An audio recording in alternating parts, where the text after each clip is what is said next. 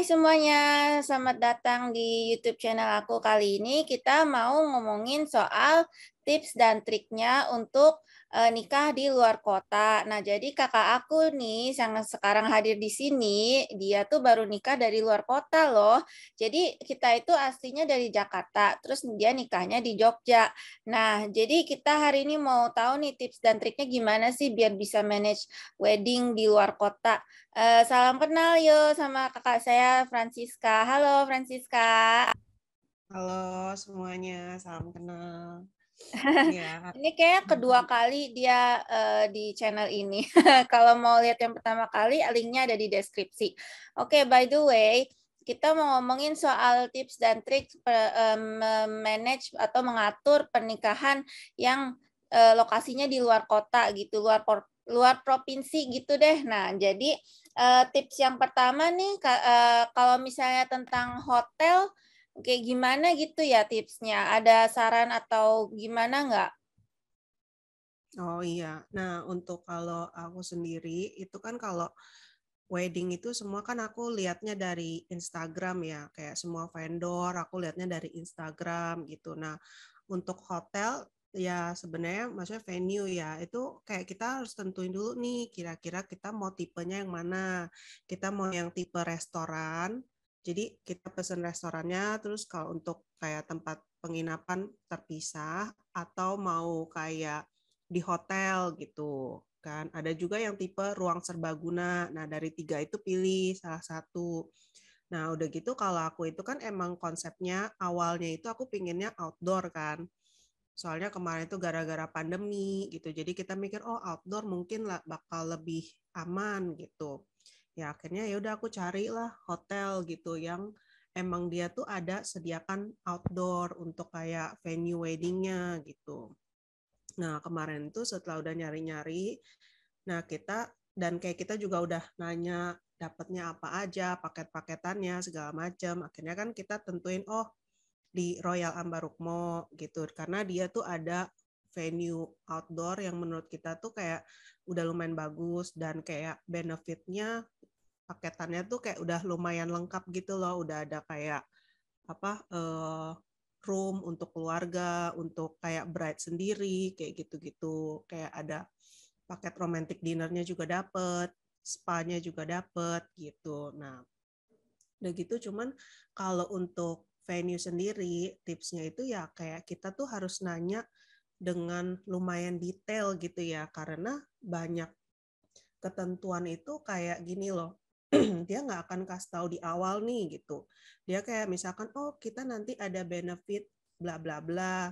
Nah, tapi minimal berapa gitu. Jadi banyak hal-hal kayak gitu gitu. Jadi misalkan nih dia bilang, oh iya ada benefit ini gitu. Nah, kita harus nanya detail lagi untuk mendapatkan benefit ini apakah ada syarat minimal apa atau enggak gitu. Ya, jadi kayak gitu-gitu kita harus nanyanya lebih detail gitu. Nah, udah gitu untuk kayak outdoor itu kan kalau amit-amit nih hujan gitu kan. Nah, kita juga harus siapkan plan B gitu. Dan plan B ini juga harus kita ngomong di awal nih. Kalau misalkan, oh saya udah pesen nih tanggal sekian, ternyata hujan gitu. Nah, itu plan B-nya gimana dari hotel? Apakah dia tipe yang bodoh amat atau enggak dia kayak oh iya bisa plan B di sini gitu-gitu. Nah, dari situ juga kita lihat respon hotel gimana. Kalau responnya kayak masih ada hati nurani, mau ngebantu dipindahkan kemana tanpa charge gitu kan. Nah, itu ya lumayan oke gitu. Boleh pilih di sana gitu. Udah gitu tipsnya lagi kemarin itu kita harus nanya minimal revenue gitu karena kayak ya mungkin setiap hotel misalkan dia ada nawarin paket gitu kan. Kemarin itu kan kita emang rencana emang intimate wedding kayak cuma untuk 100 orang gitu kan. Emang kita udah pesen yang paket untuk 100 orang. Nah, ternyata itu terakhir-terakhir tuh kayak baru ada kayak kemunculan syarat baru atau gimana kita nggak ngerti ya. Jadi kayak oh ternyata ada minimum revenue-nya sekian gitu. Jadi kita harus kayak nambah lagi gitu. Nah, itu kan tidak diomongin di awal gitu. Jadi mungkin kita sebagai klien juga harus nanya, oh ya minimal revenue-nya berapa gitu. Dan juga untuk kayak upacara adat ya, misalkan pemberkatan gitu, itu juga harus di ngomongin di awal nih gitu. Misalkan eh, pemberkatan, kalau saya kan pemberkatan dihitungnya satu event atau pemberkatan sama resepsi itu dihitung satu event gitu. Karena ada beberapa venue eh, dia tuh gini, misalkan resepsi satu event, dianggapnya satu event.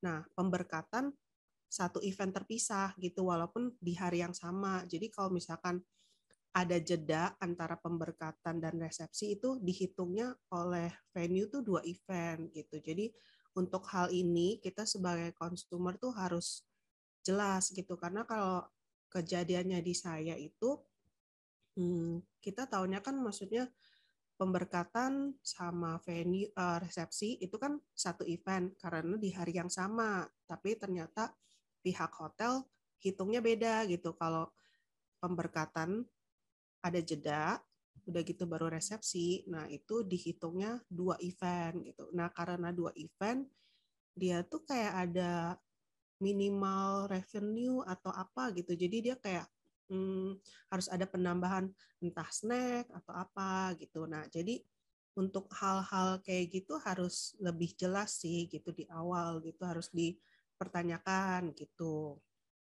Nah, udah gitu ada lagi tentang kayak kontrak gitu kan. Misalkan kontraknya apa, benefit yang didapat, udah gitu kayak contoh yang tadi masalah dua event, minimal Mhm. revenue itu harus dituliskan di kontrak awal gitu.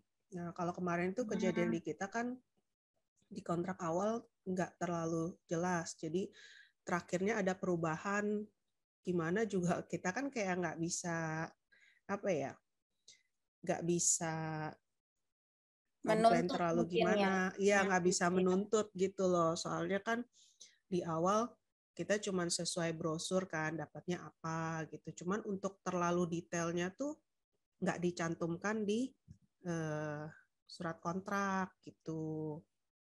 Ya paling itu sih harus lebih detail tentang surat kontrak. Udah gitu sama ada lagi misalkan vendor gitu. Nah, harus ditanya nih, misalkan kita pakai vendor ini ada kena cas gak gitu, karena ada dengar-dengar ya kejadian di hotel lain tuh kayak misalkan oh vendornya dia harus misalkan contoh dekor dia harus pakai si A si B si C, kalau kita pakai di luar dari itu kena cas lagi gitu, ada juga yang kayak gitu gitu. Gitu. Jadi jadi kayak harus nanya banyak, nanya detail. Ya lebih bagus sih ketemu langsung ya. Kalau saya itu kan waktu itu nanyanya juga via online Zoom gitu kan. Hmm, hmm, Jadi hmm. mungkin juga waktu terbatas gitu. Jadi ya eh, ada miskom tuh besar kemungkinannya lah gitu. Oh iya guys, ada satu tips lagi nih kalau untuk venue gitu kan. Jadi emang bener ya kalau orang tuh kayak misalnya mau nikah, emang baiknya tuh jauh-jauh hari tentuin venue dulu gitu. Maksudnya kayak DP venue dulu nih gitu, karena aku tuh udah dapet wejangan dari teman-teman gitu kan, saudara-saudara gitu tentang ini. Cuman waktu itu tuh aku nggak lakukan gitu. Jadi sebenarnya kita tuh ada satu venue yang kita lumayan serak gitu kan. Cuman kita nggak langsung, kita udah nanya-nanya nih, tapi kita tuh waktu itu nggak langsung DP gitu. Maksudnya agak lama lah, mikir dulu, tentuin dulu gitu kan. Ya nggak salah juga sih, cuman setelah kita ternyata oh yaudah deh kita mau ke venue yang pilihan pertama tadi gitu kan. Ternyata harganya tuh kayak sudah naik gitu loh, dan naiknya itu kayak bisa 20% gitu loh. Jadi Wow.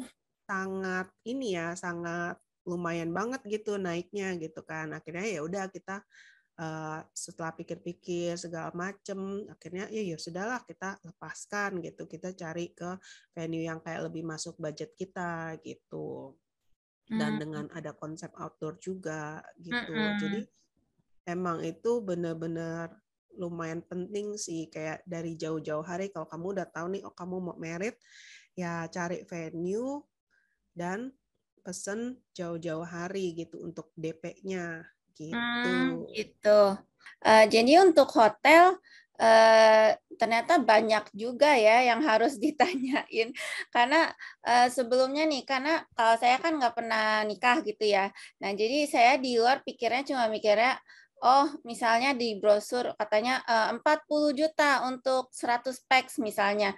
Oh berarti gitu doang 40 juta 100 packs udah gitu doang gitu. Jadi untuk kita yang memang belum pernah nikah tuh mikirnya kayaknya oh simple banget itu tuh paling cuma bayar aja terus udah nikah gitu. Ternyata banyak juga ya yang harus ditanyain gitu. Terus saya juga baru tahu ternyata ada yang namanya kontrak, revenue dan lain-lain sebagainya. Oke, nah itu kan untuk hotel, untuk venue nih. Nah kalau misalnya untuk wedding organizer gimana? Ada tipsnya nggak nih? Kalau untuk wedding organizer ya, sebenarnya kemarin setelah kita ngejalanin semuanya itu kayak kita ngerasa oh ternyata WO tuh kayak penting banget sih. Maksudnya kayak kita harus nanya detail juga gitu. Maksudnya banyak sih kayak list pertanyaan yang kita harus tanya ke dia gitu. Misalkan contoh eh, pernah handle event di hotel ini gak gitu. Misalnya hotel yang kita mau nih pernah gak gitu. Kalau misalkan nggak pernah ya mendingan jangan sih gitu. Maksudnya atau enggak ya cari yang dia pernah handle event di hotel itu gitu. Itu satu. Nah, terus kedua mungkin lebih ke arah komunikasinya gimana nih sama si WO-nya itu, apakah dia fast respon atau enggak gitu. Karena kan kalau kita sebagai klien kayak misalkan contoh ada temen yang kayak oh responnya lama gitu kan, jatuhnya kan gimana ya, kita mau mempersiapkan juga nggak lancar gitu loh, karena kita tektokannya aja lama gitu kan, misalkan chat pagi balasnya sore gitu-gitu. Nah kalau udah ketemu tanda-tanda kayak gitu itu sih kayaknya kurang oke ya gitu. Maksudnya ya carilah WO yang ada adminnya atau enggak responnya lumayan cepat gitu dan kayak bisa follow up gitu. Karena kan kalau WO itu kan maksudnya kalau kita yang kayak misalnya kita sebagai customer, kita yang nanya mereka terus, kejar-kejar terus gitu kan, berarti kan ya sama aja kayak kita sebagai customer merangkap sebagai WO juga kan gitu loh. Maksudnya ya at least untuk komunikasinya yang lancar gitu, cari yang lancar gitu. Udah gitu cari yang kurang lebih berpengalaman lah, jam terbangnya lumayan ada gitu. Maksudnya kayak kita lihat di Instagram, maksudnya mungkin kayak oh dia eventnya banyak nih gitu kan. Jadi juga lebih berpengalaman gitu. Kayak gitu. Nah, udah gitu apa namanya? Paling lebih ke arah persiapannya sih. Kayak persiapannya biasa kan tergantung ya, ada namanya wedding planner, ada yang namanya wedding organizer. Nah, kalau planner itu dia bakal ngarahin, oh nanti weddingnya gini aja, gitu aja, dia konsepin segala macem gitu. Nah, ada juga namanya wedding organizer. Nah, itu tuh cuman untuk hari H doang. Gitu, dia Oh, kerja di jadi hari H beda doang. ya, ada dua jenis gitu.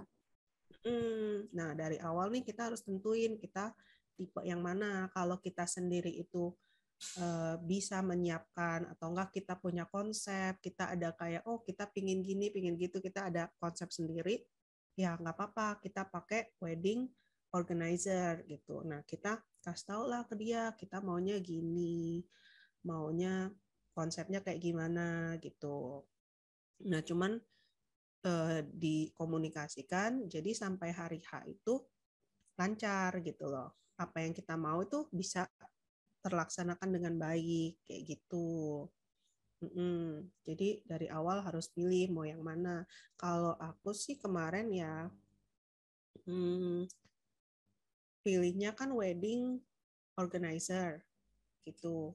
Jadi semua vendor aku pilih sendiri, aku lihat sendiri mana yang cocok sama kayak style aku gitu. Maunya kan kayak lebih ke arah intimate wedding simple gitu kan. Terus untuk WO sih kemarin beneran ngerasa gimana ya? Ya plus minus lah ya. Soalnya kan kita pertamanya itu kan eventnya maunya di outdoor. H-1 itu kita pindah ke ballroom karena besar kemungkinan hujan gitu kan. Jadi H-1 pindah ke ballroom. Jadi ada banyak hal tuh yang kayak konsepnya mau apa, tapi ya tidak bisa terlaksanakan lah karena perpindahan venue itu gitu, perpindahan area gitu. Oke. Terus ada tips apa lagi nggak nih untuk wedding organizer nih? Ada tips yang lainnya gitu nggak? Ya sebenarnya iya sih harus yang terpercaya ya, karena kan ada juga nih kejadian kayak misalkan udah nego, maksudnya udah deal gitu, udah transfer, ternyata transfernya itu kan ke rekening pribadi. Nah, terus ternyata pas hari H-nya orangnya yang orangnya ketuanya tuh nggak muncul, yang muncul cuma anak buahnya dan kayak berantakan. Itu juga ada kejadian gitu. Jadi ya harus cari yang emang jam terbangnya tinggi sih gitu. Ya cuman mungkin kalau cari yang jam terbangnya tinggi ya harga beda gitu kan. Cuman kalau setelah saya lalui pernikahan ini kayak kita jadi mikir emang harus cari yang jam terbangnya tinggi gitu. Oh, Jadi jadi kalau mahal sedikit nggak apa-apa gitu ya? iya, sekarang jadi mikir gitu, mahal dikit nggak apa-apa gitu. Cuman soalnya tuh kayak kemarin banyak hal itu tuh yang kayak kita ngerasa apa ya, ya kurang lah gitu. Karena gini loh, kalau kita lihat ya wedding organizer tuh kayak ada level-levelnya gitu. Kayak misalkan setiap vendor lah ya, itu tuh ada levelnya, level A itu mungkin yang jam terbangnya udah tinggi banget, level B, level C gitu kan. Nah, kamu tuh harus sesuaikan, misalkan venue kamu misalkan level B, ya kamu kurang lebih cari WO-nya yang level B juga, jangan kayak sampai jauh banget gitu loh, jangan sampai kayak level D, level E gitu. Gitu. Maksudnya disamakan levelnya karena WO dan venue itu kayak ya kalau bisa sama level lah gitu. Gitu. Jadi kalau misalnya kadang kan ada nih promo, misalnya wedding organizer murah-murah meriah gitu. Nah, itu patut ditanyakan gitu ya. Iya, patut dipertanyakan iya. Tapi kalau misalnya nih ada beberapa orang yang budgetnya tuh limited banget, terus mereka nggak gitu bisa hire WO yang jam terbangnya tinggi gitu.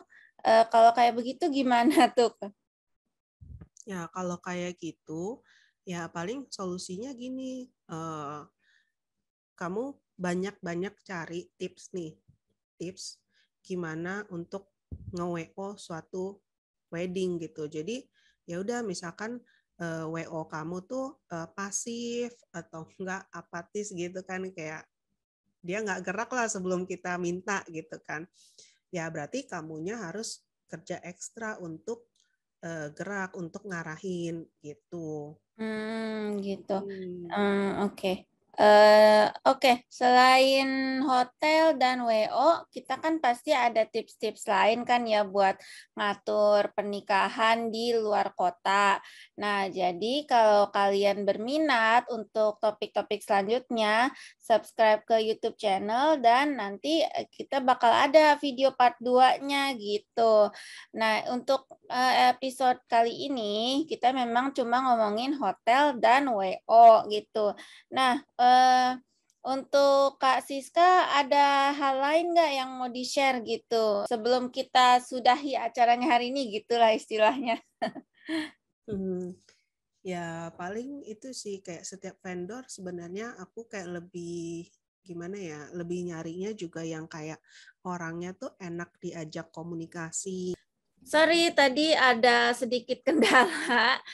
Jadi untuk hari ini itu aja sih pengetahuan yang bisa kalian dapatkan secara gratis di YouTube channel aku. Nah, kalau kalian berminat untuk yang topik lainnya, silahkan subscribe YouTube-nya. Nanti bakal ada part 2-nya. Jangan lupa juga nyalain notifikasinya di HP biar pas part 2-nya muncul gitu langsung kalian bisa nonton. Ya udah, makasih untuk Kak Siska karena sudah sharing pengetahuan tentang hotel dan maksudnya venue dan juga tentang WO gitu. Nah, ini sih kedua hal ini penting banget ya buat yang mau nikah gitu. Terima kasih Kak Siska karena udah join. Nanti kita tunggu ya part 2-nya. Oke, thank Oke, you. thank you semuanya yang udah nonton. Dadah.